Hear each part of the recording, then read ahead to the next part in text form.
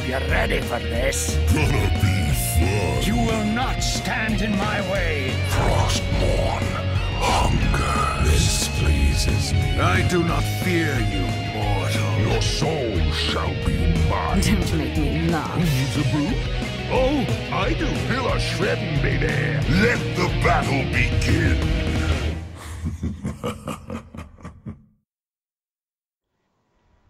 So hello and welcome to the 62nd episode of the Nexus Trolls, a podcast all about Heroes of the Storm, part of the Trolls.gg Entertainment Network.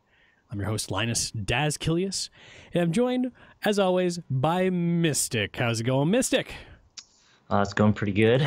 I think I'm going to take joined, as always, by LiQuiuD out of the intro, because he's been missing more shows than making recently. I know he's got family conflicts, and those are going to sort themselves out starting next week, so hopefully he won't be missing as many. But I don't think he's done more than 2 shows in a row since, like, November. So I'm going to say, joined, as always, by Mystic from now on. I'm going to leave the LiQuiuD part out, I think. Fair enough, right? So how was your week, Mystic? What have you been up to? Well, school has started back up again, so it's syllabus week, where everybody goes to class, the professor reads them the syllabus, and then they leave. So when I went to school, I remember calling that skip week. Is that the one where it doesn't really matter if you go to it because you can just get all the stuff online? Basically, yeah. Pretty much. I'm sure you're probably a bit more astute of a student than I was. I've been playing a lot of HOTS and playing a lot of Blaze too.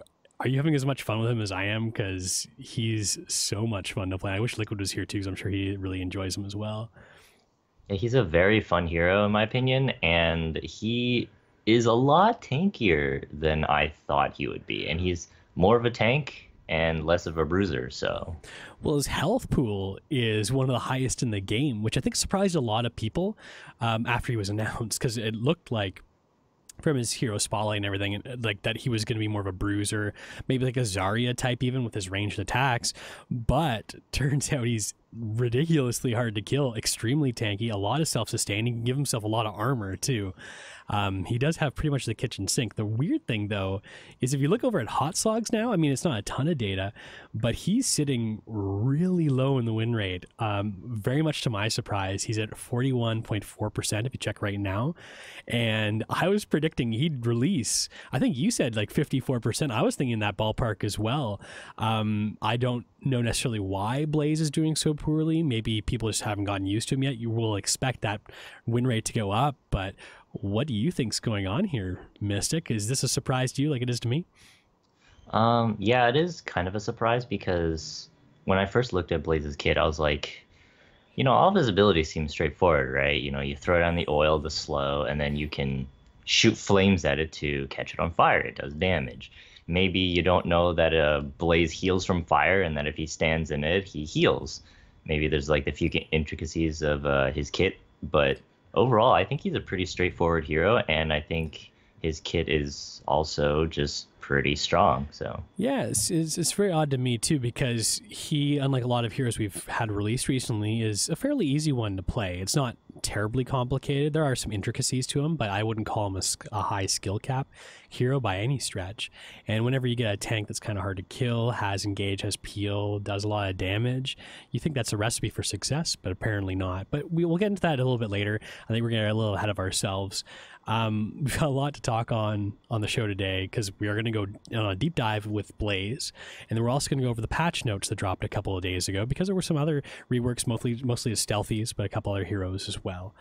Before we do that, we'd like to thank all our patrons over at patreon.com/trollsgg. Thank you everyone who's supporting us on Patreon. It's very much appreciated. The show is always going to be free, but if you're looking for a way to support us, you can do so there.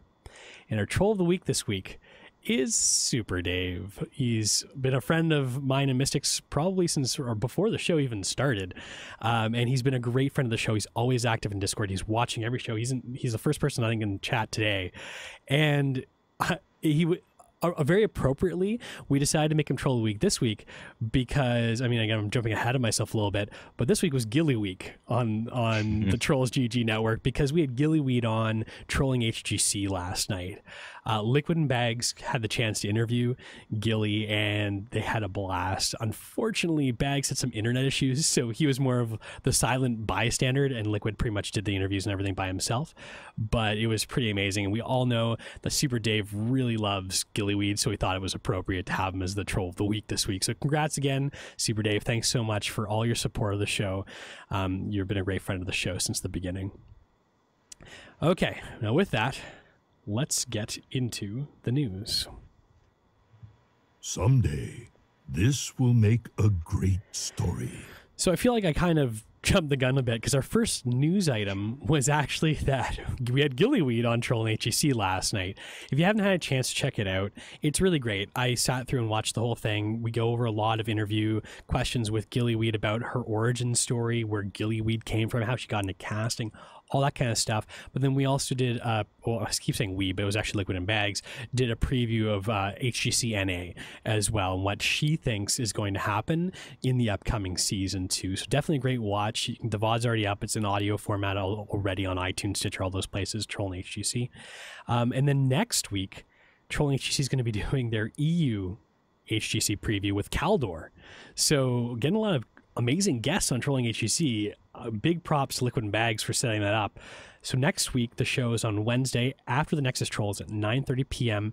Eastern Standard Time. Hopefully Bags will have his internet issues sorted out, because that's going to be another great show with Caldor, a great personality in the space.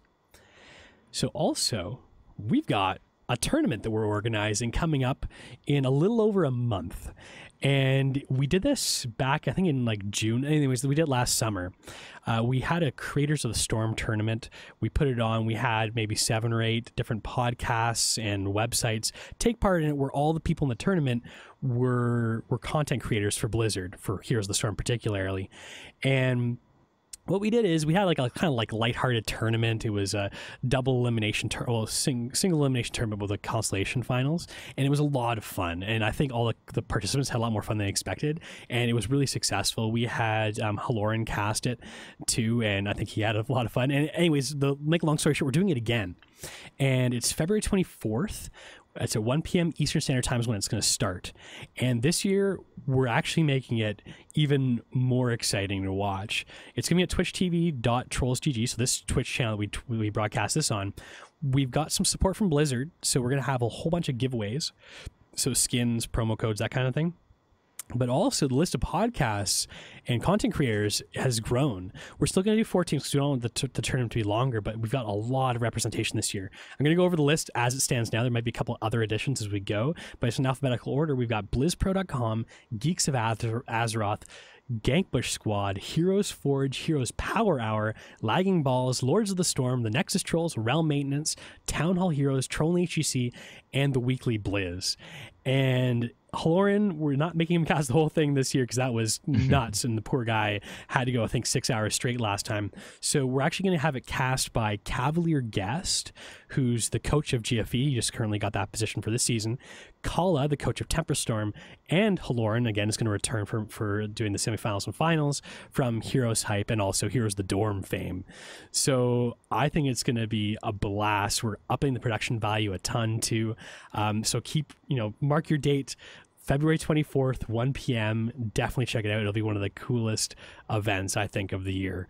You excited for this, Mystic? Because you're going to be representing the Trolls. Oh, yeah. I am definitely excited. Gonna practice my, Because we're counting on you. practice my themed hero pool. you're our flex carry, quote unquote. I mean, who knows how the teams are going to shake out this year? We don't even know who we're going to be partnered with. I mean, we've got some really good players from other podcasts that are taking part, and there's all play levels from bronze all the way up to grandmaster too, so balancing the teams is going to be tough. But Mystic's supposed to be a resident master level player, so hopefully, Mystic, you'll be able to carry us to victory again, like you did many games in the last time around. So other than that, we got a couple other notes. Caldor caught some flack on Twitter yesterday, recently. He had a little tweet that came out, and just to quote his tweet, I'll just pull it up here quick. It seemed harmless, to be honest with you. It said, "Random fact: in HG Europe, scrims, Lucio is currently the most successful hero overall. He's played 25% of the games and has a 70% win ratio. Arm muscle emoji. Thanks, Kaldor. So it seems harmless, but it actually caught a lot of flack. And do you want to tell us a little bit about what happened here, Mystic? What's going on? Okay, sure. This tweet in itself like seems harmless. You're like, oh, you know, he's been played in 25% of games and has a 70% win ratio. Seems harmless enough. However, it's where the data for the statistic comes from. It comes from private scrim data. So people, or I guess the pros, you know, they were kind of unhappy that Kaldor shared this private scrim data, and that they were worried that he maybe leaked something else. So they're kind of up in arms about that. And Kaldor apologized, and he's like, if I were given the chance to do this again, I would not have tweeted this at all. Yeah, and I guess I can see why the pros were a little bit concerned. And like Kaldor says on Reddit, because he does clarify his position on Reddit, he doesn't think that the issue was so much the statistic. It was, like Mystic said here, the fact that it came from private scrims. And I guess the concern is that this is the first of many tweets that, I mean, Kaldor has been invited to watch many scrims. Maybe he won't be invited to as many after this. I don't know. But they're concerned that, you know, he's breaching their trust. And I think that was the biggest concern here. But hopefully everything's been cleared up and smoothed over. It's always tough when your dirty laundry's aired in public like this, but when you're a public figure and you're making public tweets, that can happen from time to time. So Kaldor, I mean, maybe they'll talk about it on next week's Trolling HGC, since he is our guest on Trolling HGC next week too. So in lighter news, we had a new patch drop. The patch notes, the link for that's in the show notes. So you can just Google patch notes January 9th for Heroes of the Storm. I'm sure they'll come up on Google. So Blaze is live. It's the biggest thing to come out of this patch. But we've also had balance changes to Hanzo, all the stealthies, and Garrosh. Malfurion's rework also was in this patch. And surprisingly, because it was in the PTR, or at least previewed and everything in the development videos, there was no new mecha skins. We were expecting Mechaterial and Mecha Rhaegar to come in with this patch, but they're nowhere to be seen. So a little bit of disappointment there. I got something to say about that. So I was actually watching Chew8's stream, and you know he streams from Korea, right? Nowadays. And so he was playing a game, and on the other team, there was a Mecha Rhaegar. And he was like, wait, that skin isn't out yet. And then so he realized that it was probably some pro using like their like account that was given to them by probably the Blizzard people in Korea, and apparently they had access to these mecha skins. Interesting. I actually saw something on Reddit the other day, and I didn't have this prepped or in the show notes anywhere, but some people were noticing some new skin tints on, I think, Azmodan in games, and it seemed to be auto-selected characters. Maybe it was ARAM. I can't remember what the context was, but they said, hey, like this skin tint for this skin isn't actually in game. So maybe that's even the situation too. I mean, likely it's probably as Chew8 put it, because he is playing with, you know, at the high level with a lot of pros and people that are in that kind of space. But it could have been an auto-select situation that maybe if you're an auto-select and you pick and you just happen to get Rhaegar or Tyrael where it automatically selects a skin for you, maybe it would unlock one of those just temporarily for the game. Who knows? But unfortunately, it's not open to the public for plebs like us. So you'll have to wait until upcoming patches if you want to get access to those mecha skins. I am dying to get my hands on that Mecha Rhaegar, mostly because I feel like Rhaegar has been pretty underserved in the skin department. So we're going to go over the patch, and a couple things that I wanted to quickly talk about before we get into the patch notes is just some of the surprising places that some of the heroes have landed on hot slogs. I know it's hot slogs. Yeah, it's not 100% accurate. Everyone will say that, but it's a pretty good indication, especially after a couple days of data. We're talking like hundreds and hundreds of games played here. Malfurion, well, I think the audience was pretty split on how Malfurion would end up doing coming out of his rework. And he's actually down 7.7% on hot slogs, down to 44.4%, so sub 500 win rate. I don't want to say I told you so, but I didn't like his rework, and I thought it was going to be more complicated. I imagine this will go up as people get used to him, but does this surprise you at all? Because I've seen Malfurions in-game get a lot of damage and healing numbers out since the patch went live. I mean, the more that I looked at it, like, I still think he's pretty good, and the numbers will adjust once people get used to him. But the more I thought about it, the more I was like, well, I mean, you'd run Malfurion for mainly the root and as a healer, right? But now, if you don't get any Moonfires off, then you don't have any burst healing, and it just comes to that problem where a lot of the heroes right now are just bursting people down, so he doesn't have too many tools to stop that. Yeah, I mean, we'll talk about him a bit more as we go through the patch notes, because we'll talk briefly. We've talked about his rework more in detail last week, but we'll talk about it briefly again today. Blaze, like we said off the top of the show, has a win rate of 41.4%. I mean, we won't go into that again, but that surprised, I think, both of us. And right at the bottom of the barrel is Valeera. Good thing LiQuiD's not here, because his poor Valeera is the lowest win rate hero in the game with a 37% win rate. That is atrocious, down 10.5%. She didn't get too many changes. We'll go into those in a bit, but still surprising to see her that low since the patch drop. Okay, so let's go over the patch notes, and we'll probably bring up some of those low win rates again as we go through here. First off, nice little surprise. If you go through, they highlight everything in orange text if it's new. One little orange text thing, like new from the PTR to now, was that there was a Tyrael announcer launched. So if you want to hear Tyrael, you can go in, you can craft that, you can get the Tyrael announcer, which is kind of cool. It seems like they're slowly launching all the backlogged heroes. I imagine it's probably a case of having to get the audio talent back in the studio to do, like, you know, the voice lines required to do this. So maybe just over time they're kind of slowly launch all the backlog of announcers. It'd be cool if they had every hero in the game with an available announcer too. Hopefully they're going to move towards that. So one big thing that wasn't on the PTR that came into this patch was they adjusted some of the numbers on the laning changes they made. They have said, and people have noticed, games have been significantly shorter and more snowbally since the 2018 gameplay update. Everyone attributes this to the laning changes. The power of winning the lane is very important, and the pushing power of mercs has been identified by many people as a very strong, especially early game mechanic. You can get really short games, and I've been in games, I think I was in a game with some of the Gankbush guys, and we actually talked about on the show too, where it was a Blackheart's Bay game, and if you take the bottom camp in Blackheart's Bay with the spell armor, and you can stack a few camps there, you push in, they had a Sylvanas, they pretty much pushed right to core, and it felt like there was little we could do because of how much power that spell armor can grant, as well as how strong the minions and mercs can be too when they stack up. How do you feel about this, Mystic? Do you feel like this needed to be addressed, or do you like where laning is currently? I mean, you know, it feels really good when you're winning lane that you're like, I have 2 times as many health globes. But then, you know, when you're losing, you're just like, I can't do anything to this person because they have 2 times as many health globes and I have, you know, 0, right? So yeah, definitely makes winning the lane more important, but it is very punishing. It makes it harder to come back from that advantage if someone is bullying you out of lane.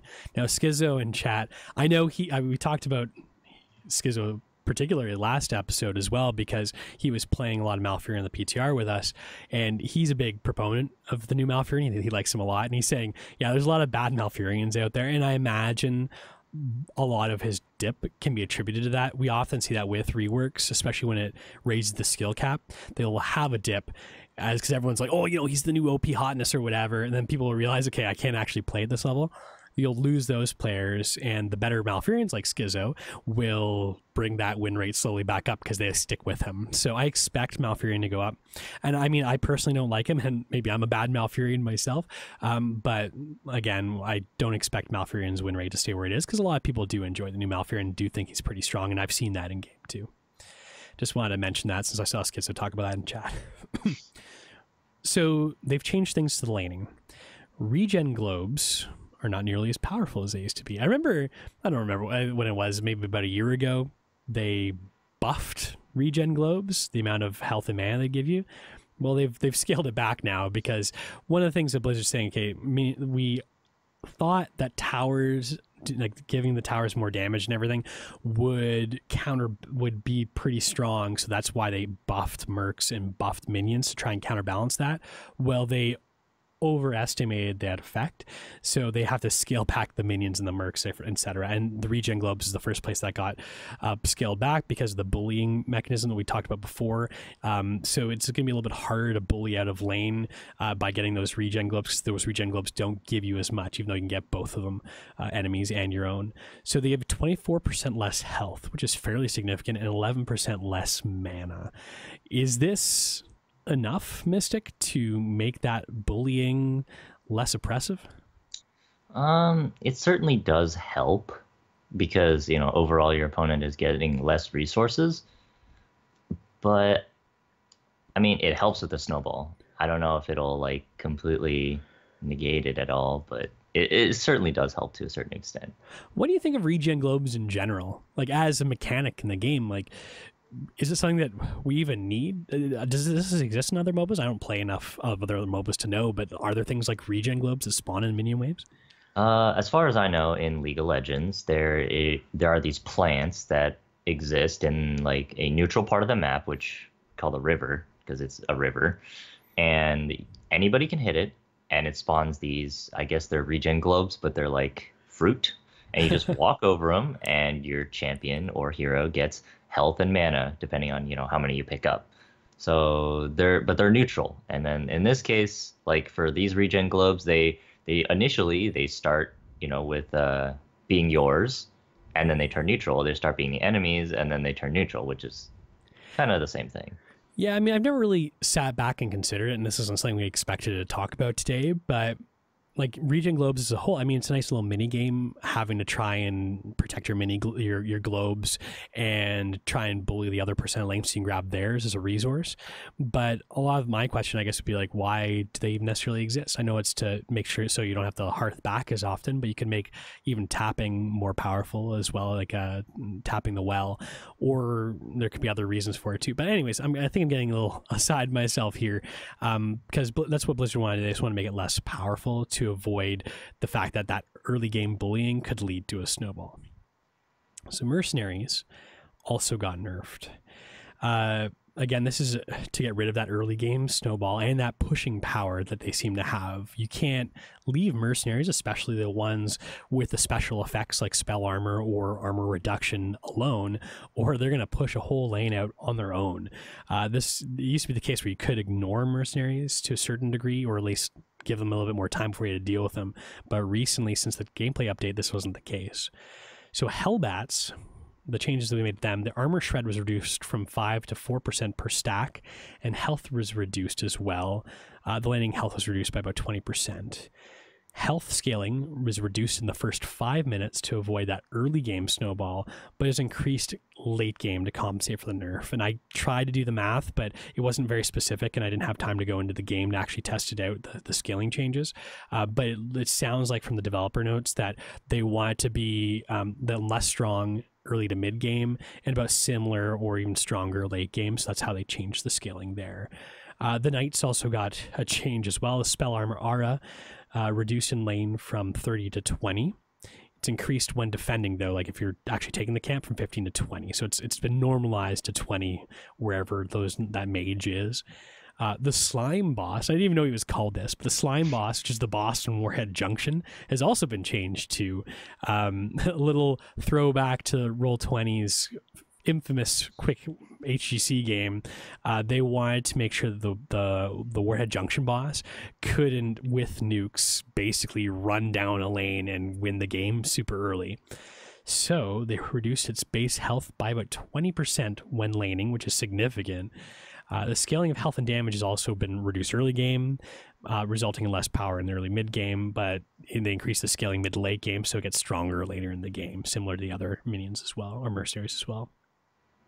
Forts, keeps, and towers hit harder now, so be careful, because it's 33% harder to minions, mercs, monsters, and heroes. I'm not sure if they're leaving anything out there. I don't know why they said those four specifically, but they will hit harder. So especially since you don't run out of ammo, it'll be a lot faster for those towers to clear those mercenary waves and minion waves.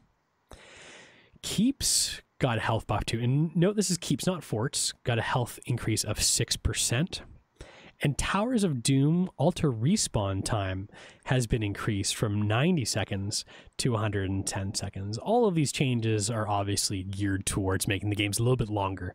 It's funny how they always try and keep things shorter, but now they're looking to make them longer because they think the games are too short.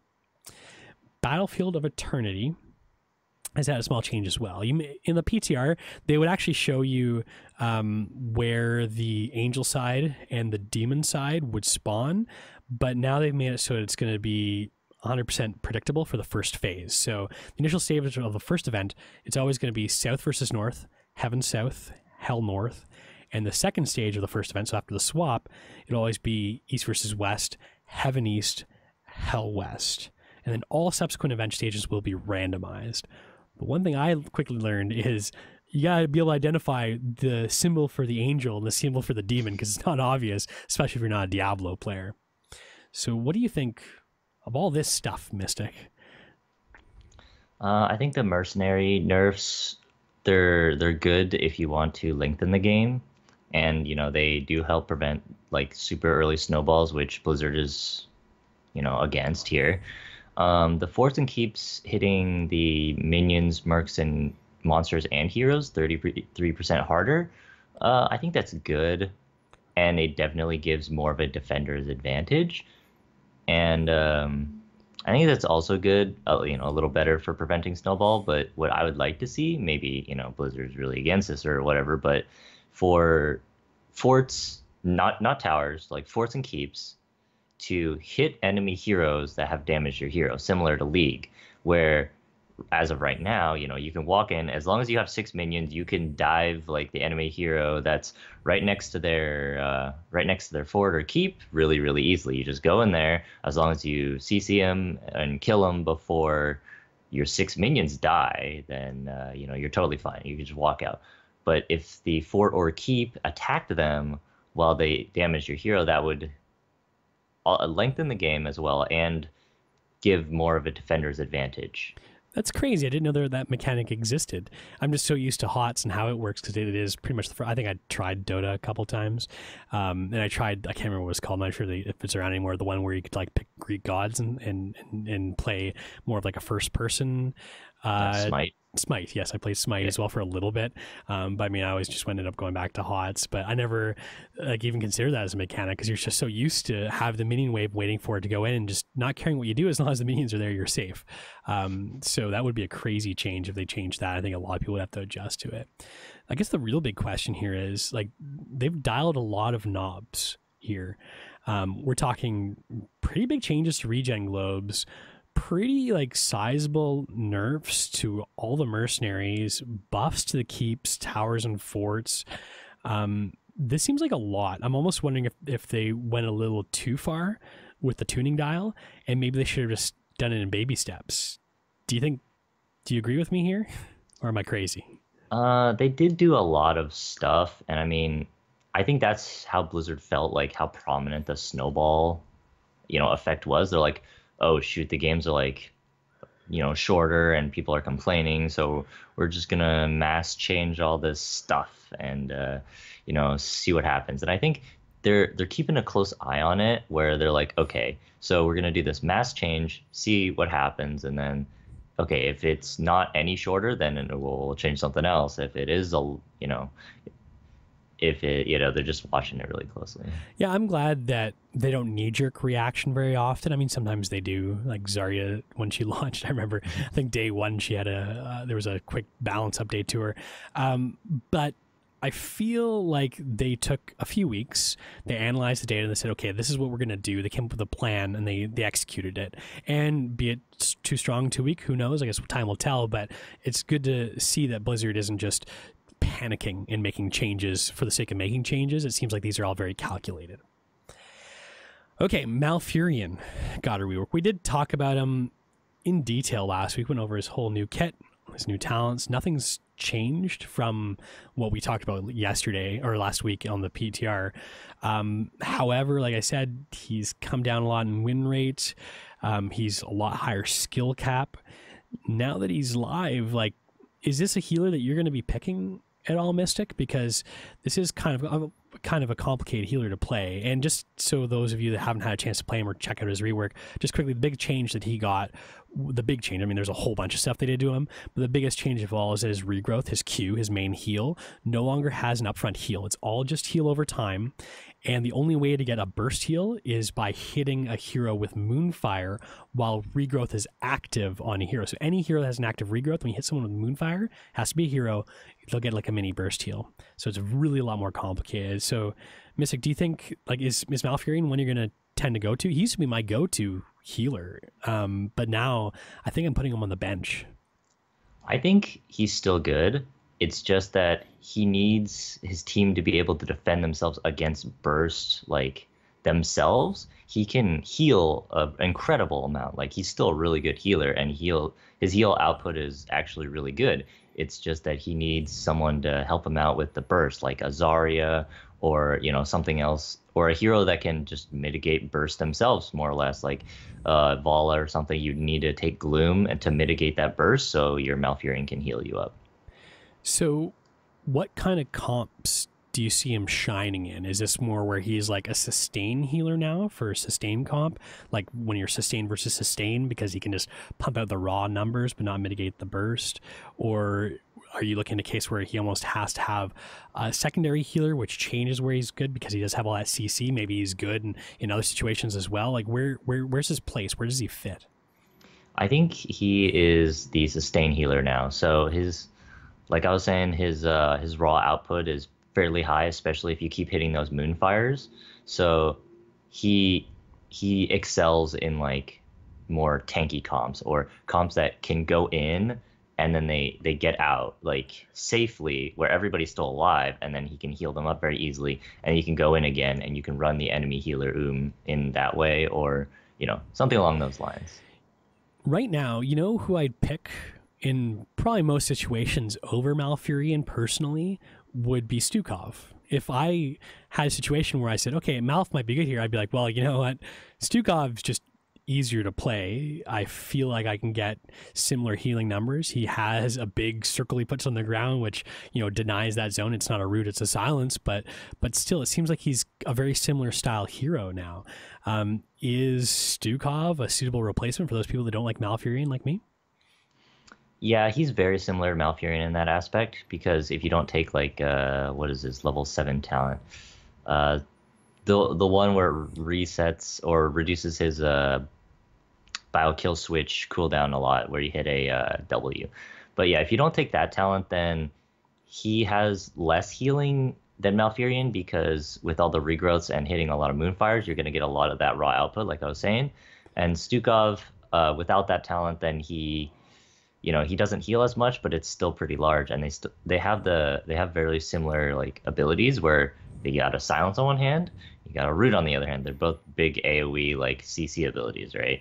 And then whereas Malfurion now has a slight damage, like increase of healing, Stukov is more of the offensive side, where he has a slow on his W. And I mean, Malfurion seems to be putting out a lot of damage in the games I played with him as well, or against him. So maybe that's his place. Maybe he's almost like a hybrid damagey sustain healer now. I guess it'll be interesting to see how things shake out with him in Hero League, as well as maybe the competitive scene, because he will be available during the first week of HGC as well with the new kit. So we'll move along to Hanzo. So Hanzo had some changes to him. Scatter arrows spread. The angle of the spread is now reduced by 20%, so it's a little bit more narrow, the scattering that happens, and the damage was slightly reduced, not by very much, but a little bit. Natural agility, and I like this change. The cooldown was reduced from 25 to 20 seconds, and the range was increased from 8 to 10, which is a big deal, because that natural agility I still think is a clunky talent, because you have to be, like, when you press the D button to do the jump, you have to be standing in a place where your target is within your range.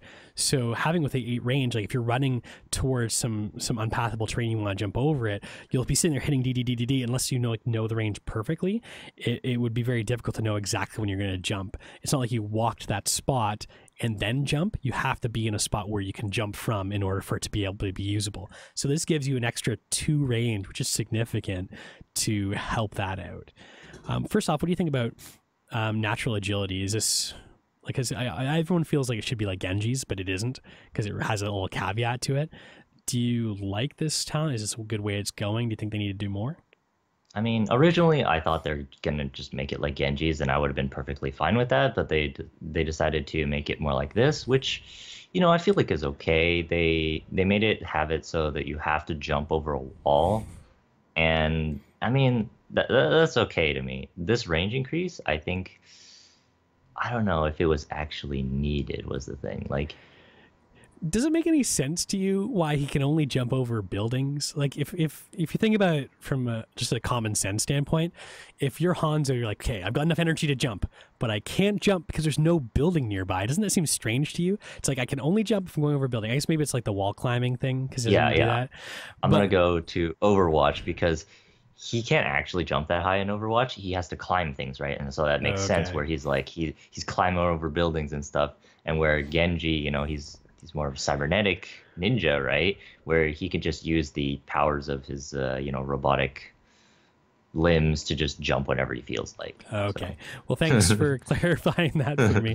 Makes a lot more sense now. Okay, there's a couple other changes to him too. At level 7, they removed Shield Breaker. So that counter to shields on his Q. They also moved sharpened arrowheads from level 20 to this talent tier, and they changed the functionality too. So it's hitting a hero stormbow or basic attacks reduces their armor by 5 for 4 seconds and can stack up to 25. So you can stack it 5 times. Sharpened arrowheads at level 20 used to be a confusingly worded talent. It essentially removed armor, so you wouldn't have any armor, I guess, like I'm not sure if it's positive or negative on a hero. So if you use it on Garrosh, he basically have 0 armor after using this ability, so it'd be a good counter, but it came really late in the game and it seemed like a very strange level 20, so I guess that's why they moved to level 7. Level 13, mounted archery. This is where you got bonus movement speed after jumping, right? You jump to go onto his horse and get bonus movement speed. That bonus movement speed was reduced from 30 to 20%. Giant Slayer level 16.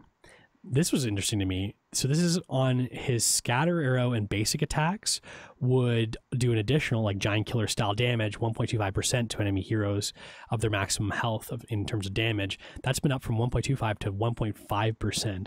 Now with a scatter arrow, you can have a lot of scatter arrows piercing and bouncing around. Oh, I guess it's only wouldn't pierce because it's on the same talent here, but still, you could have a lot of arrows hitting one target, especially if they're close to a wall and you aim that perfectly. You can chunk a significant amount of health using his W there.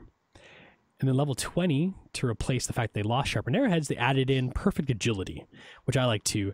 It gains a second charge of natural agility and reduces the cooldown by 5 seconds. It's down to 15 seconds, which I feel like is where it should be to begin with, but that's a story for another day.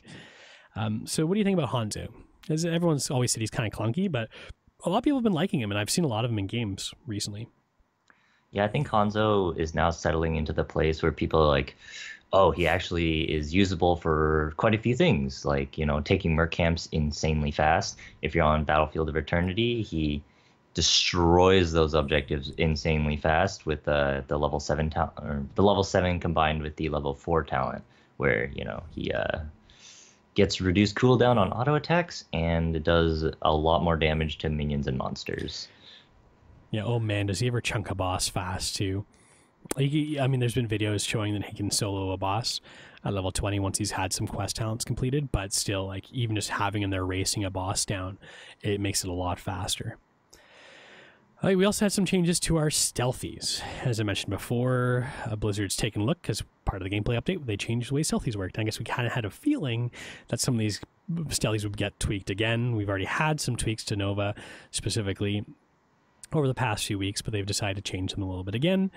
For Nova, the damage has been reduced on Snipe, Pinning Shot, and Precision Strike. The damage per stack on Precision Sniper, that's where every time she lands a snipe, a Q, she'll get like an increasing amount of damage per stack until she misses. That's been increased from 5 to 6%. So I did the math on that. Even though she gets more value out of Precision Sniper, the fact that the damage was reduced on snipes still means even at full stacks, she's still doing less damage output on her snipes than she was before by about 2%. So it's not a ton, but still it is less. Level 7, Perfect Shot, which is an underpicked talent. The cooldown bonus for hitting heroes has increased from 2 to 3 seconds. That's for your snipes. You got a cooldown reduction. Level 7, also 1 in the chamber. That's where you got a damage bonus after using an ability for your auto attacks. That damage bonus has been reduced from 40 to 35%, and that was quote unquote an overpicked talent. This is just to balance them out a little bit. Then level 16, Lethal Decoy. This had the highest win rate on the talent tier by far, but it wasn't necessarily the most picked talent. The clone damage that you get for your decoys was reduced from 40 to 35%. How have you been liking playing against Nova in general, Mystic? Because I mean, I feel like I'm getting even better as the weeks go by at spotting stealthies, but Nova in particular has been pretty high in the win rates. So do you think has the stealth rework worked as intended? And also, how do you find Nova settling into her plays? I would say, except for Zeratul, because I don't know what happened to him really. But Nova is pretty good. They like reduced her damage somewhat, but they replaced it with a bunch of different like effects that she could do. Lethal Decoy, I think the biggest change for the decoy that they added, was that they move insanely similar to players. So now when you're like chasing a decoy, you're like, is that a decoy or is that a player trying to juke me? And then so that's actually quite insane. Yeah, I mean, you have to keep an eye out when they're running, because now that she can activate her cloaking on demand and create a clone at the same time, you have to kind of keep an eye out for that. And I've started training my brain to do that. Like, okay, she's running, then you see like the glimmer kind of detach from her, and you can see the clone go in the same direction. And if you're not watching for it, it is kind of hard to catch. So it is, I think, a lot of people are just kind of getting used to how Nova works, especially because the decoys are a lot more confusing than they used to be. It's not the same like moving in a triangle and like shooting the same pattern over and over again. Okay, Samuro got base health and regen increased by about 5%. Image health and regen also increased by about the same. Level 4, Deflection, where armor was granted from auto attacks, it was increased from 25 to 30%. And level 7, Burning Blade, that's where you had extra damage on critical strikes, plus also granted him splash damage. This was picked most of the time, so its damage was nerfed. Whereas the other two talents in the tier, Phantom Pain, where you'd get additional critical strikes damage for each active mirror image, and Crushing Blows, where you get an extra charge of critical strike and a cooldown reduction on basic attacks against heroes of critical strike, got more damage and cooldown reduction respectively. So Samuro, is he kind of like that? Like, you don't see him a ton. Is he that kind of like sleeper, stealthy? Because he does seem to be fairly effective. What do you think about him in general? I think he's actually very strong in the right hands. He's actually really, really good. He's a pseudo global hero with his illusion master, and it's actually really, really hard to catch him. He does a lot of damage. So I think he's just a sleeper hero, but if you take the time to learn him, he's actually really, really good. Yeah, he seems kind of nichey, but he does excel in a lot of situations, and I think he's just undervalued by a lot of people. Valera, yay, got a nerf, and we can say yay, and without fear of repercussion because LiQuiD's not here too. Garrote Silence duration got reduced from 2.75 to 2.5 seconds. Not a ton, but still enough. And apparently, according to Hotslogs, that 2.25 seconds makes a hell of a lot of difference, because she's dropped, like I said, 10.5% down to 37% win rate. I know that's not everything, but still. She also got nerfed to some other talents too. Level 1 Crippling Poison, the slow is reduced from 25 to 20%. This has a really high win rate, but fairly low pick rate actually. But Crippling Poison was, I noticed, as one of those really annoying talents to have to deal with. And same with level 4 actually. Another low pick pick rate, but also had a lower win rate too. Hemorrhage on level 4. Basic attack damage is increased to targets affected by garrote. The damage bonus for attacking garroted targets, if that's a verb, it was reduced from 50 to 30%. And again, this wasn't picked very often, but obviously they're targeting garrote here. They don't want to have it so that you're silencing and getting a ton of damage, I guess, inflicted upon you as well, because, oh man, it's not a fun game mechanic unless you're the Valeera. So, and we know how Blizzard likes to deal with unfun game mechanics. Is Valeera still ban worthy? Because I mean, she's usually been my go-to ban, but now looking at that win rate, be like, I don't know, like, should I bother banning her anymore? I mean, feel free to ban her if you don't want to play against a 2.5 second silence. But here's the thing about Valeera that, you know, Blizzard just did. Her ambush did not as much damage as it should.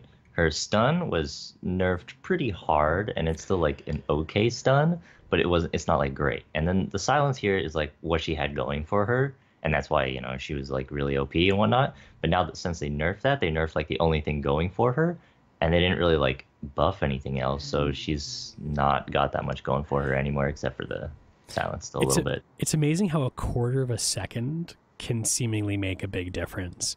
And again, it's pretty early in the week, so there's not a lot of data, and maybe it's a lot of people just trying out Valeera who haven't played a lot of her, just to see what she feels like. But still, I mean, the numbers are telling a story, and they're probably fairly accurate too. So Zeratul has some changes, and ironically, after the stealth changes, he is the one that has seen the least amount of play compared to the other ones, which used to be completely the opposite case. He used to be the only viable stealthy hero, quote unquote viable. However, they've identified this and said, okay, we need to make some changes to Zeratul. So his level 1 move unseen, this is where increased movement speed when stealth, has been increased from 25 to 30%. Level 4, darkness descends. It's an activatable where you get 40% attack speed bonus for 5 seconds and a passive attack speed bonus of 10%. It had its passive bonus increase to 20%. This had a horrible win rate. I mean, if you pick this, you're down there with Valeera, 39%, and level 4 too, because usually win rates go up the higher talent tiers you get.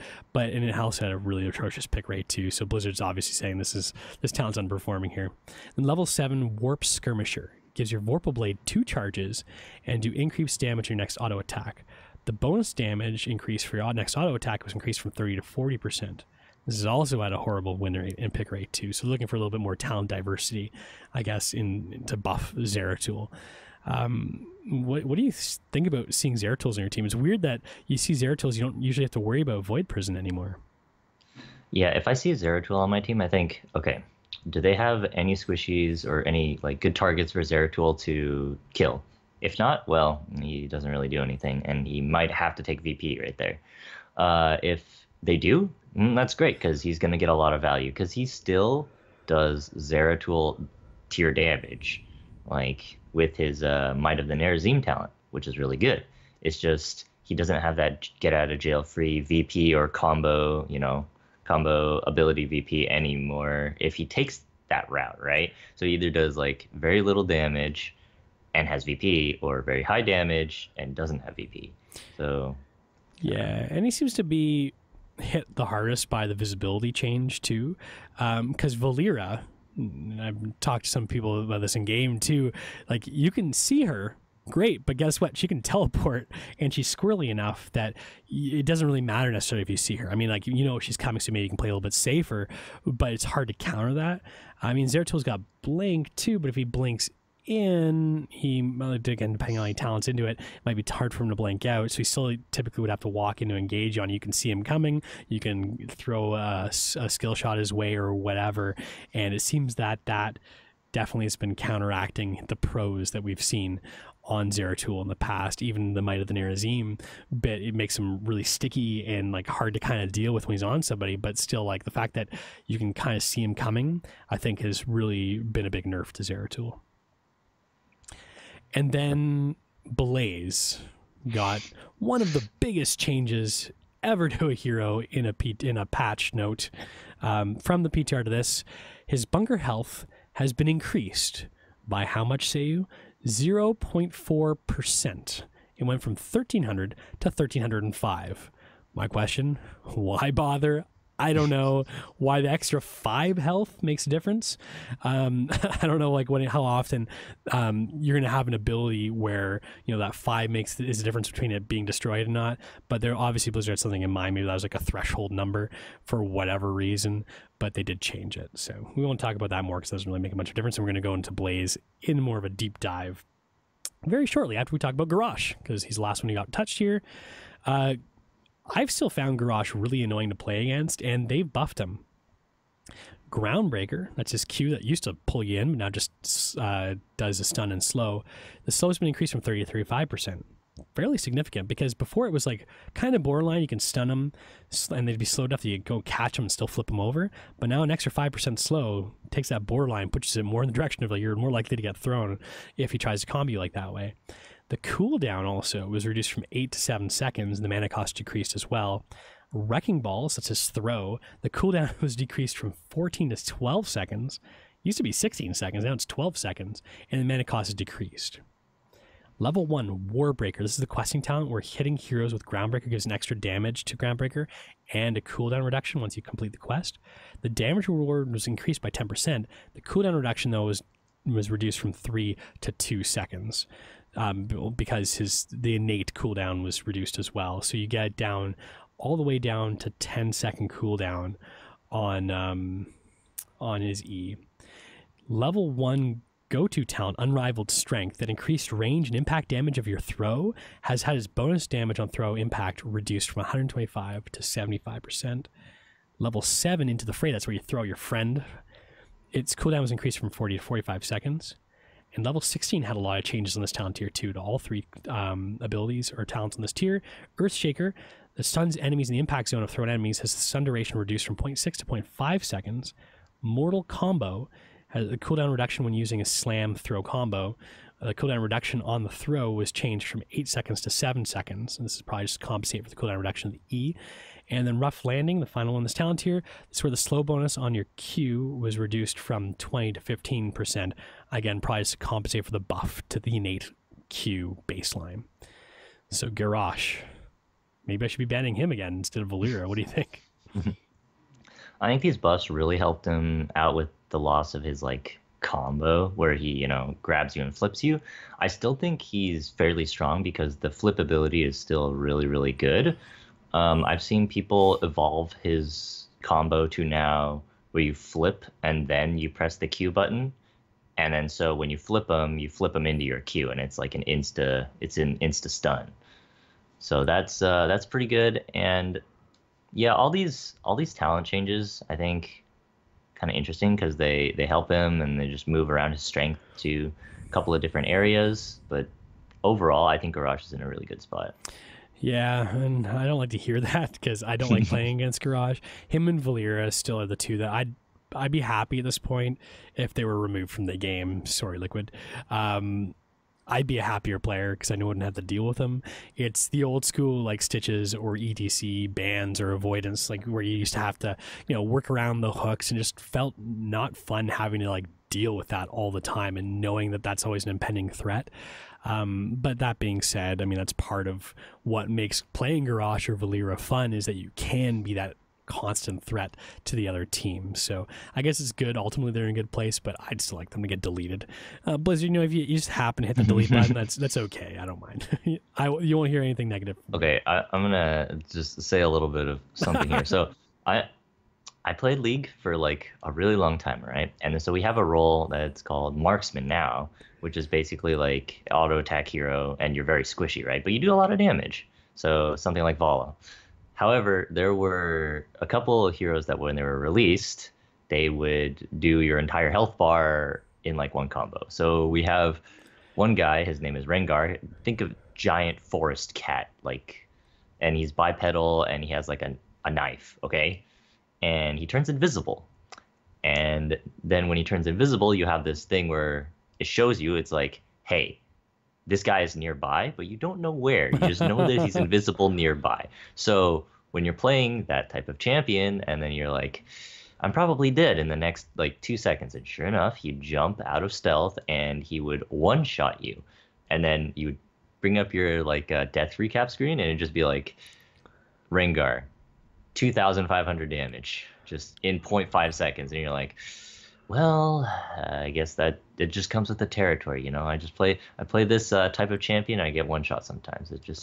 It happens. Ooh. So I don't know. That sounds like 10 times worse than Valera Garrosh ever did.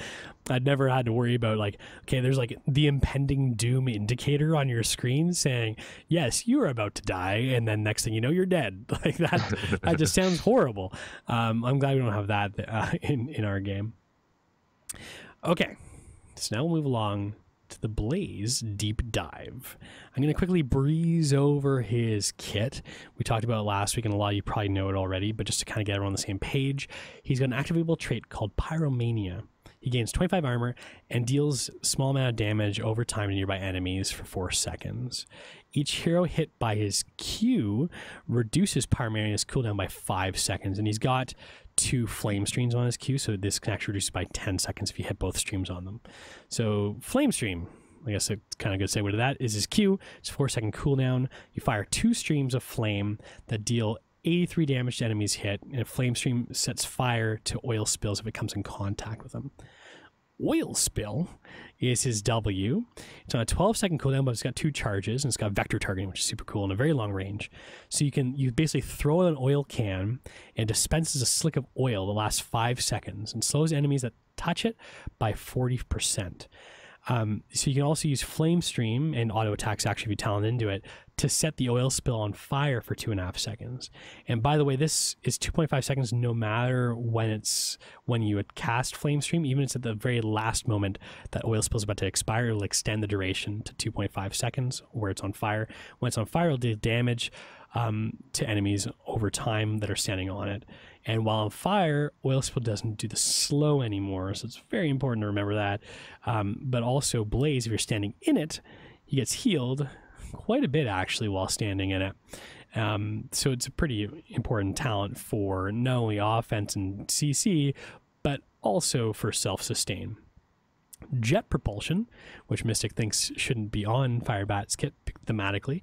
It's a 12-second cooldown. After about half a second, you charge forward, colliding with the first enemy hero hit, dealing a small amount of damage to them, and stunning nearby enemy heroes, stunning them all for 1.25 seconds. Great engage, great disengage. The only thing is if you're disengaging and you hit a hero, your day can be ruined, so you gotta watch out for those body blocks. Or if you're playing against the Blaze, body blocking is key to counteract his escape, because he won't go through heroes like a power slide from ETC. So before we keep going, Mystic, why is jet propulsion doesn't make sense for him? I mean, I understand that, you know, it is in there because it's good for his kit, but like thematically here, we have the Firebat, who is typically, they don't have very much mobility. And then so, I don't know. I don't understand why they have like the jet propulsion on the back, which is the fuel tank for their fire. And they have these 2 like tubes going up into it. So it's like, that's where the fuel is going. Then you have like the jet propulsion coming out right from the back. It's like, I don't know about that one. The engineers had a bit of a challenge to put that jet propulsion pack in, I guess. So we got 2 ultimates, Bunker Drop and Combustion. Bunker Drop's on a 40-second cooldown. Combustion's on an 80-second cooldown. Bunker Drop's cool. After half a second, you deploy and enter a bunker that has 1,305 health since the buff. Blaze and his allies can enter and exit the bunker at will. And while the bunker, occupants gain access to Flamethrower, dealing a decent amount of damage to enemies in a line. Exiting the bunker grants 25 armor for 2 seconds. Bunker lasts for 10 seconds unless it is destroyed. Combustion. This is where you have a pretty big zone around you, kind of like Tranquility sized. You channel up to 2.6 seconds, so you choose when you stop it. Once the channeling ends, nearby enemies are slowed by 60% and take a small amount of damage every half second. Combustion, slow, and damage over time durations are extended the longer you channel it, from 1 second, if you just cancel it right away, up to 5 seconds. The other problem is Blaze's movement speed is actually reduced by 50% while channeling this, making it kind of hard to hit until you hit level 20 if you take the upgrade for it. Okay, so that's his kit. I and Mystic are both really surprised that he launched with such a low win rate, but we'll go over his talent tree and maybe, hopefully, educate everyone as to what we think is the proper build, and hopefully our knowledge will vis-a-vis increase his win rate as well. So, level 1. He's got a few interesting talent choices here. He's got 3 activatable stim packs. It kind of reminds me of almost who would have something similar, like Zool, where you can kind of pick how your activatable is going to be used. So the 3 stim packs, and he's also got 1 non-stim pack available here. The first one is Adrenaline Stim Pack. It's a 30-second cooldown. You activate to gain 100% attack speed and 25% movement speed for 5 seconds. There's Endurance Stim Pack, 40-second cooldown. Activate to gain a shield that absorbs 450 damage over 5 seconds. Neural Stim Pack, 40-second cooldown again, and activate to gain 50 mana and cause ability cooldowns to recharge 100% faster for 5 seconds. Then the non-stim pack ability is New Habits. It's a passive. Collecting regeneration globes reduces the cooldown of Pyromania by 5 seconds. It's also a quest. So collecting 15 regeneration globes will give you unstoppable for 2 seconds when you use or activate your Pyromania trait. So Mystic, question I usually have for you, and the question I'm going to pose to you now is, which stim pack and or would you take or not take, I guess, on this talent tier? This talent tier is quite amazing, actually. And I would say the first one, Adrenaline Stim Pack, which grants you 100% attack speed and 25% movement speed, it's pretty good, but I'd say that's the weakest one here. And that's saying something. Like, it gives you a lot, but I'd say it's the weakest one here. Endurance Stim Pack is really good, you know, when you're tanking any abilities. It's basically like Sonya's Nerves of Steel on level 1 on a 40-second cooldown. And then we have Neural Stim Pack, which is really good too, because who doesn't want their abilities to recharge 100% faster, you know, for 5 seconds, which just makes it so you have more flame streams, more oil spills, more jet propulsion, all that stuff, all that good stuff. And then New Habits is also really good because it basically gives you a Johanna D without the shield, you know, for 2 seconds. So if you need an unstoppable, it's all there too. So it's all of his level 1 talents are pretty good. I think I'm agreeing with you here. I think that the one that is almost the one that you just wouldn't really pick unless you had a really specific situation for it is the attack and movement speed bonus one. I feel like Endurance Stim Pack is great if you need the extra tankiness. You're already pretty tanky to begin with, but if you need that extra little bit, Endurance Stim Pack gives you that great extra 450 damage shield. Neural Stim Pack gives you, like you said, you can cast more abilities. It's basically like an extra set of rotation of all your abilities within the, you know, the first 5 seconds or so. You cast all your abilities, you press this, and then within a couple of seconds you'll have all your abilities up again, so you can kind of do 2 rotations of your ability for the cost of 1, which can be pretty handy. But when I was playing, I was having more success with Endurance Stim Pack, even though I know a lot of people are playing with Neural Stim Pack and getting that cooldown reduction.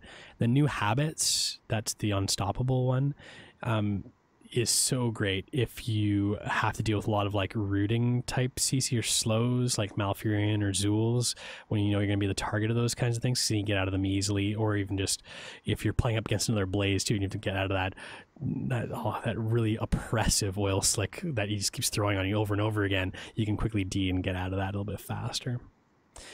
So level 4, we've got Feeding the Flame, Adhesive Petroleum, Oil Dispersal, and Meltdown. Feeding the Flame, each enemy hero hit by Flame Stream reduces the cooldown of Oil Spill by 1.5 seconds. Adhesive Petroleum, enemies standing in Oil Spill when it's ignited are slowed by 30% for 2.5 seconds. Oil Dispersal, increase Oil Spill's area by 20% and slow them up by 10%. And then Meltdown, hitting an enemy hero with Pyromania reduces their damage dealt by 5% for 2.5 seconds up to 30%. What do you think about this talent tier? Yet again, all these talents are pretty good because Oil Spill as a base ability is already fairly strong. So first one, Feeding the Flame, it's pretty good, especially, you know, when you're hitting a lot of people with Flame Stream. So, you know, people that line up, or if they have like, you know, a couple melee, a couple ranged, and you could just hit them all at once. The second one, where enemies standing in Oil Spill while they're ignited are still slowed, that just gets rid of the weakness of the Oil Spill, which is if you light it up, it doesn't slow anymore. Well, now it does. The next one, Oil Spill slow, is already pretty significant, and increasing it by another 10% is really good. And then Meltdown, that's the only niche pick, I think, where if they have a lot of melee and they're trying to either dive past you or, you know, they're all attacking you at once, Meltdown is really good for that because it reduces their damage by up to 20% per cast It says up to 30%, and that's only, I was doing a little math. That's only true if you take like neural stim pack and you activate it, and then you hit like 5 people 2 times with flame stream. Okay. So that would reset the cooldown and allow you to cast it again. Yeah, I really don't like Meltdown, except for maybe like a very niche pick if you're playing against maybe like a Kerrigan or a Malthael. I could see it being very, very, very key. The one big reason I don't like it very much is because that it's tied to Pyromania, which is on a very long cooldown and doesn't last very long. So like I know if you hold on to Pyromania for that crucial moment, like mitigating damage by 25-30% can be really big, especially when you've got those like damage dealers that come onto you and like kind of like can damage like a whole bunch of you in melee range all at once. But I mean, the two I really like here the most are Adhesive Petroleum, for the reason you said too. The fact that when you're playing him, if you don't take this talent, you got to be really cognizant of when you're lighting your stuff on fire, because the slow is important. And if you're chasing someone, you throw down the can of oil, they're slowed, and then you light it on fire because you want a little extra damage. Well, guess what? They can start running away at regular speed again, right? You almost want to light it when it's at the tail end of its duration, so it's going to be expiring anyways, or if they're just about to leave the zone, then you can get that little extra fire on them. But the damage isn't a ton, and I feel like the slow is more important. Oil dispersal, I like it a lot because 20% spill area increase is actually like fairly noticeable, and that slow amount increase as well makes it so you can just control that zone that much more. So I like the two. I know a lot of people like Adhesive Petroleum, but I was really liking Oil Dispersal and just being a bit more cognizant about when I light my stuff on fire, whereas you don't have to worry about it as much if you go with Adhesive Petroleum. Level 7, we've got Crossfire. Hitting an enemy with both streams of flame. Flame stream deals extra damage to the hero, 132 extra damage. Grill and Kill, to questing talent, damage enemy heroes with ignited oil spill 60 times, and it's not like you light them on fire once, that's one tick. They can stand it in every half second, or however quickly the fire ticks through is an extra tick towards that quest, so you can actually get this done pretty quickly. The reward is the increased oil spill's ignite duration by 2 seconds, so you get the fire for longer.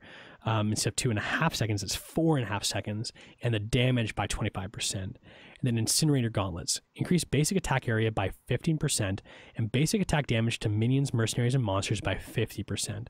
Additionally, basic attack splashes will ignite oil spills.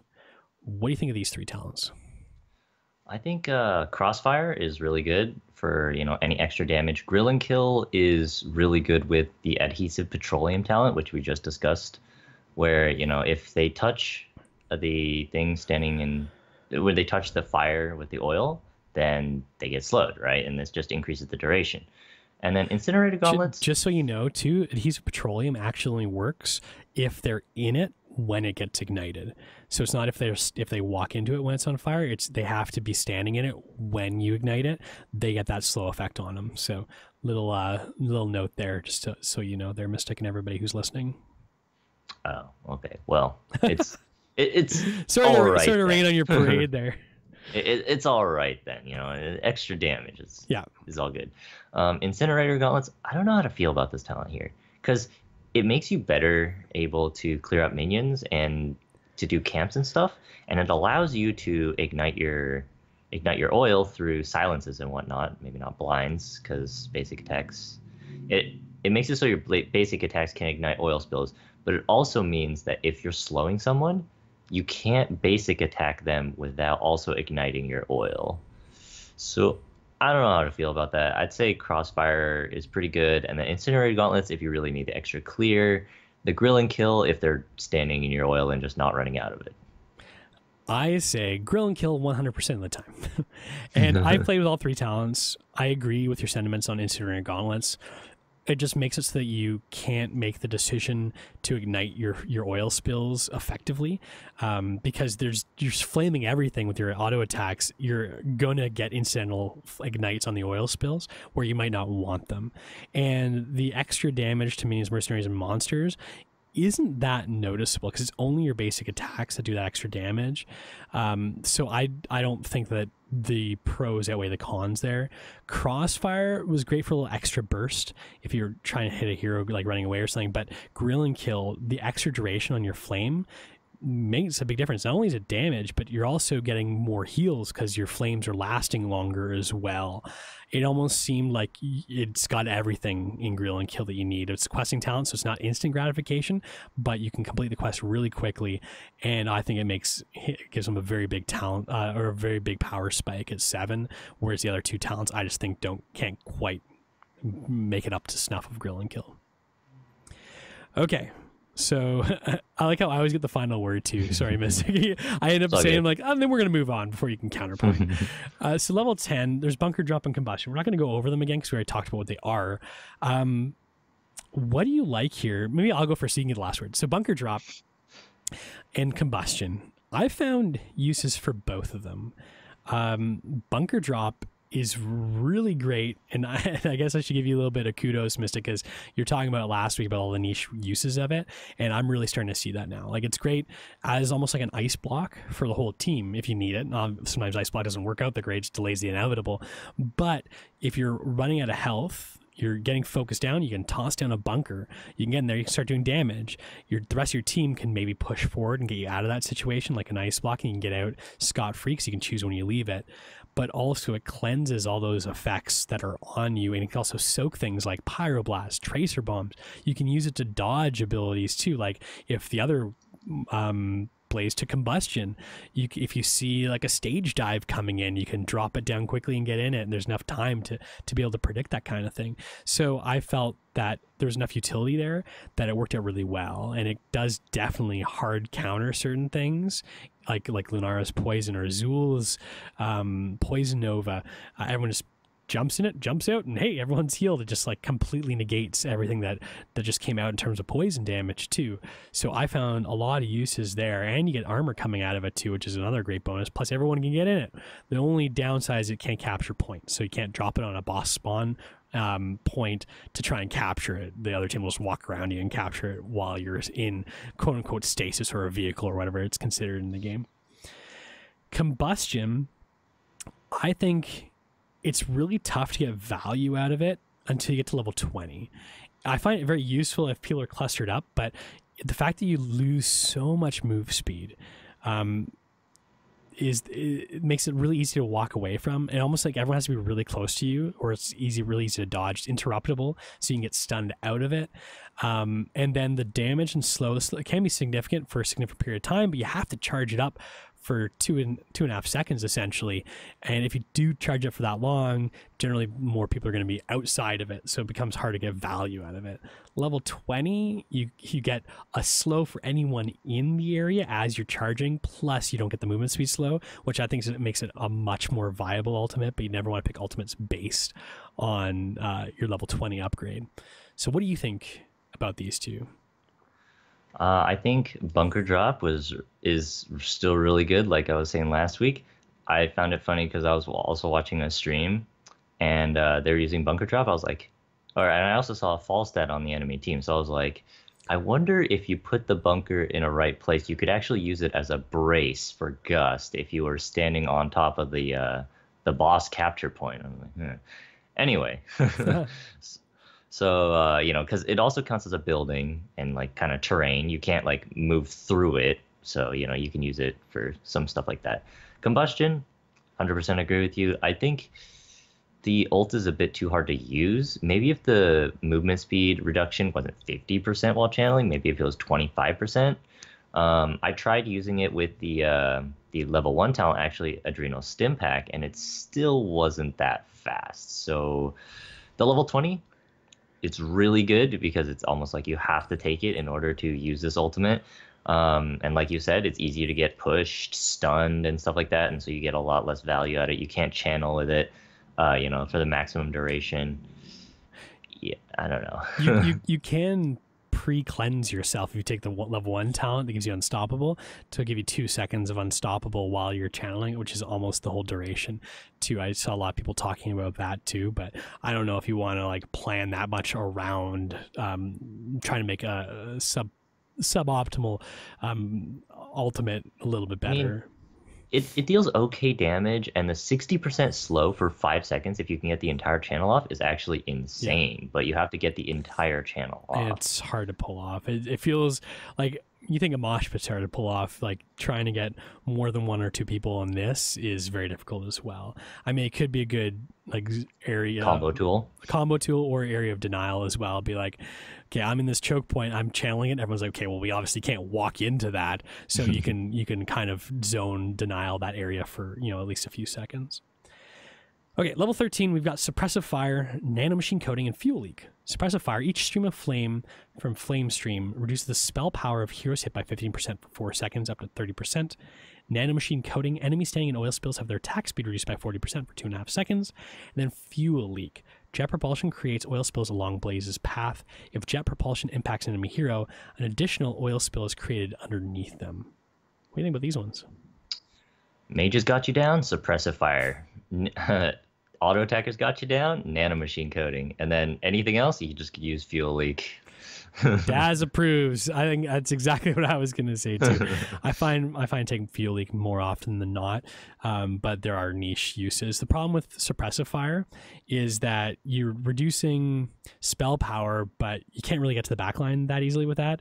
So I think it's more if you have heroes that are melee range, like maybe your Alarax or Kerrigans, that might be more effective on, or Thralls even, as opposed to like your Kael'thas's and Li Mings. I wouldn't take it for those because you're probably not going to hit them with many flame streams to begin with.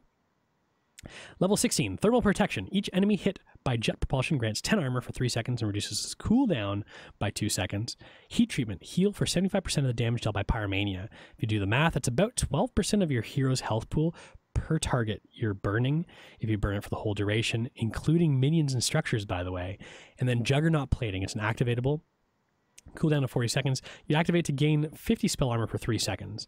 Upon expiration, a shield equal to 100% of the spell damage reduced by Juggernaut Plating is applied to you. What do you think about these ones? Thermal Protection is really good just as a general blanket tool. And then Juggernaut Plating is really good if you're getting hit by like a lot of AoE or a lot of spells. And then Heat Treatment, if they have a lot of melee, you activate it, you start regenerating health like freaking you have a couple of healers on you. Yeah, it reminds me of Dahaka. Like you pop your essence, like all of it, or even like adaptation. It feels like that because like you're sitting there, you're taking a ton of damage, but you're about to heal through a ton of it too, because you're healing as you're dealing it. It feels really strong, but I definitely think there's cases to be made for all 3 of these here. Level 20, Fortified Bunker, aka crappy talent, never take it. Occupants can cast oil spill from bunker drop every 6 seconds. I mean, you're doing your flamethrower every 2 seconds in your bunker, and the flamethrowers don't even ignite the oil, by the way. Additionally, bunker drop's armor bonus upon exiting is increased by 25 and its duration by 1 second. So yeah, I guess you get a bit more armor when you get out of it, but still. Flash Fire is the next one. While channeling Combustion Blaze's movement speed is no longer reduced, and nearby enemies are slow for 60%. Hella powerful if you took Combustion. And then finally, the third option, which I mean, I guess I'm kind of serving up my opinions when I'm explaining these, but if you took Bunker, you pretty much have to take Burn Notice. Basic attack slow enemies by 5% and deal an additional 18 damage over 2.5 seconds. Stacks up to 5 times, so you can get 25% slow on people with your auto attacks. You kind of agree with me here, Mystic? Flash Fire if you took Combustion, Burn Notice if you didn't? So yeah, Flash Fire is almost a 100% take if you took Combustion. Fortified Bunker has very niche uses where if they have like really dive heavy heroes that are killing your entire back line, you can take Fortified Bunker because it increases the armor bonus to 50 for 3 seconds. So that's actually quite significant. Also, if you want to, like super area denial, you can just put down a bunker, have everybody get in it, create like a huge wall of oil, because I think everybody has their own cast of oil spill, if I believe. Mm-hmm. Yeah, so you could just create like a huge wall of oil if you wanted to, and then like go do something else. But usually it would be if you took the bunker and you don't have those niche uses, then you take Burn Notice. Yeah, Don't even worry about those niche uses. Never take fortified bunker. I'll tell you right now. It's such a useless talent, at least in my eyes. That might be a bit of a hard stance. I know Mystic always has the rose-colored glasses for finding niche uses for most talents, and maybe that's the mark of a better player than me. But still, I can tell you right now, I've taken it once. I'm never going to take it again. Okay, well, that's Blaze in a nutshell. And if he wasn't in a nutshell, it would be on fire pretty quickly, given all the flame abilities he's got. But I still am boggled that he does not have a higher win rate. He feels like a great hero. Definitely take him out for a spin. He's a lot of fun, if nothing else. He feels powerful to me, but the numbers would say different. Maybe in the coming weeks we'll see things change, but for now, take him with a grain of salt. I thought going into Hero League I'd see him instant banned, but I haven't been brave enough to go into Hero League yet since the patch. But maybe that's not going to be the case. Maybe I'll be able to sneak him in, and then everyone will flame me for taking the lowest win rate hero in the game. Yeah, well, hey, yes, I did a pun and I didn't even mean to. That was my pun for the evening, and probably a good place to end the show.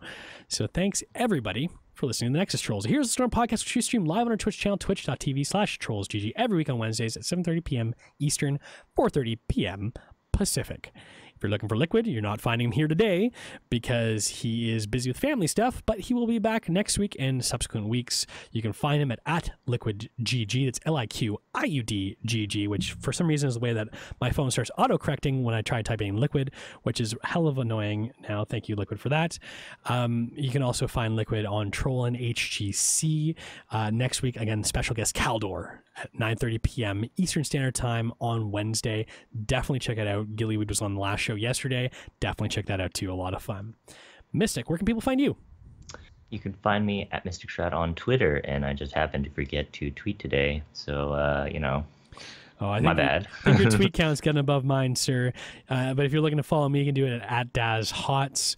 And I'd like to thank also all our Patreon supporters. If you like the show and you're looking for a way to support us, you can do so over at patreon.com/trollsgg. You can also subscribe to the show on iTunes, Stitcher, Google Play, or wherever you happen to find your podcasts online. And please give us great reviews there too, because that helps a lot for discoverability of the show. You can also visit our website, trolls.gg/TheNexusTrolls, to watch us in past shows, along with past video streams, which can also be found on our YouTube channel. For announcements about the show and general Heroes of the Storm news, you can follow us on Twitter at TheNexusTrolls, or you can follow the Trolls GG network at TrollsGG. If you want to hang out with us and the Trolls community in-game, you can /join Trolls GG in-game, or join our Discord channel, trolls.gg/Discord. We're going to be doing after-show games again tonight, which have been really successful in the past, so we're going to do them again tonight. So if you hang out in our Discord channel or our in-game Trolls GG channel, I'll hit you up and invite you to the game. If there's a spot available, we'd love to have you. And finally, if you need to get in touch with us, the best way is by email at thenexustrolls@trolls.gg. Mystic, thank you again, sir, for hosting with me. Everybody, thanks for listening. Have a great week.